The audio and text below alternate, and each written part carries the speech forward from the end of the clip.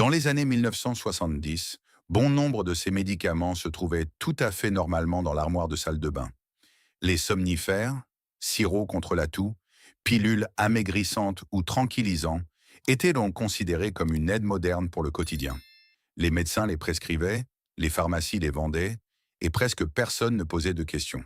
Cependant, derrière cette confiance se cachaient des risques que de nombreuses familles n'ont compris que bien plus tard. Dépendance, intoxication, effets secondaires dangereux et conséquences tragiques.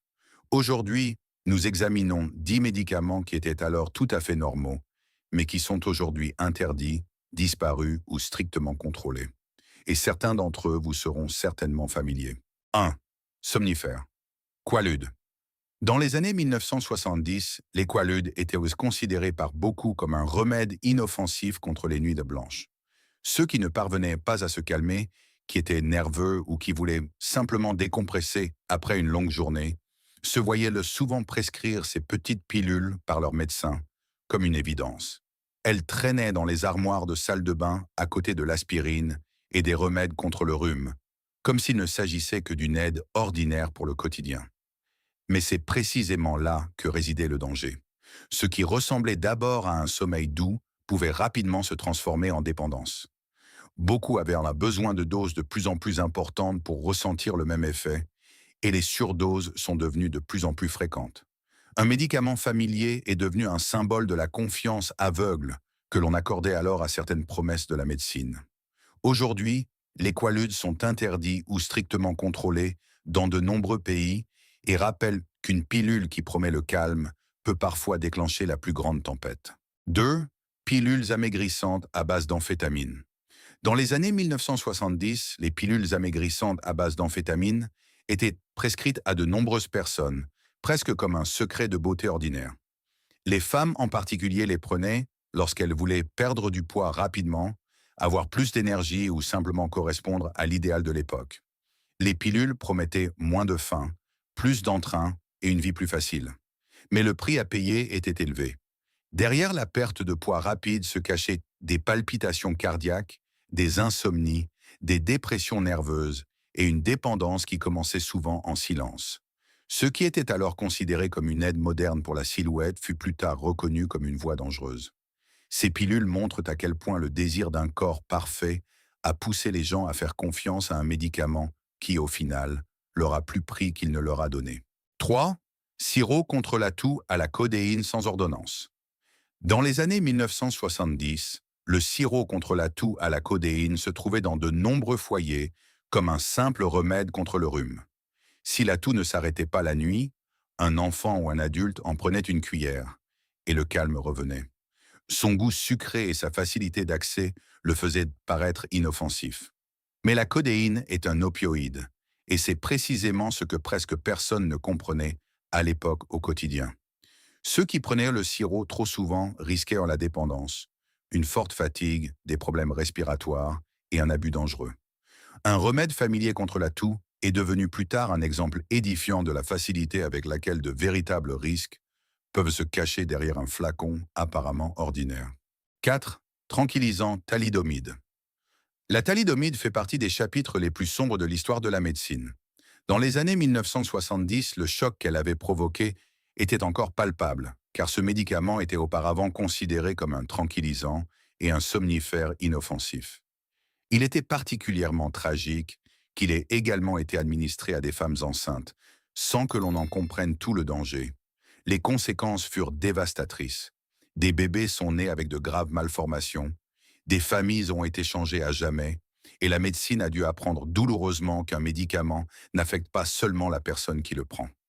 La thalidomide est devenue le symbole de la confiance perdue et de la question de savoir à quel point un médicament doit prouver son innocuité avant d'être mis entre les mains de millions de personnes. 5. Remède contre le rhume à base de phénylpropanolamine. Dans les années 1970, de nombreuses familles utilisaient tout naturellement des remèdes contre le rhume à base de phénylpropanolamine en cas de rhume et de nez bouché. L'effet était rapide, le nez se dégageait, et personne ne pensait qu'un simple remède de pharmacie pouvait être dangereux. Mais cette confiance fut précisément ébranlée plus tard. Les médecins ont établi un lien entre la substance active et un risque accru d'accidents vasculaires cérébraux, même chez des personnes jeunes et apparemment en bonne santé. Ce qui était autrefois considéré comme une aide rapide contre un rhume inoffensif a progressivement disparu des rayons. Il ne restait que l'amère constatation que même un remède contre le rhume peut avoir des conséquences inattendues. 6. Aspirine à forte dose pour enfants. Dans les années 1970, l'aspirine pour enfants était presque une évidence lorsque la fièvre montait ou qu'une grippe était présente à la maison. Les parents faisaient confiance à ces petites pilules car elles agissaient rapidement et étaient recommandées par de nombreux médecins. Presque personne ne pouvait imaginer qu'un remède aussi connu puisse être dangereux. Cependant, on a découvert plus tard le lien avec le syndrome de Rey, une maladie rare mais grave qui peut attaquer le cerveau et le foie. Soudain, un remède familier contre la fièvre est devenu un risque contre lequel les parents étaient explicitement mis en garde. Aujourd'hui, l'aspirine chez les enfants nous rappelle que même les médicaments les plus connus ne sont pas automatiquement inoffensifs. 7. Tranquillisant Milltown. Dans les années 1970, le Milltown était pour beaucoup un symbole de tranquillité sur ordonnance. Ceux qui se sentaient nerveux, dépassés ou intérieurement tendus se voyaient souvent prescrire ces comprimés sans grande hésitation. En particulier dans la vie quotidienne des banlieues, le Milltown était presque considéré comme une aide discrète pour continuer à fonctionner et paraître détendu à l'extérieur. Mais la tranquillité apparente avait un prix. La substance active pouvait entraîner une dépendance, et ceux qui voulaient l'arrêter ressentaient souvent de l'anxiété, de l'agitation et des symptômes de sevrage physique. Un comprimé censé faciliter la vie quotidienne est devenu pour certains une prison invisible. Le Milltown montre à quelle vitesse une société peut commencer à faire taire les inquiétudes normales avec des médicaments. 8. Analgésique Darvon. Dans les années 1970, le Darvon était considéré comme un analgésique fiable pour de nombreuses affections quotidiennes.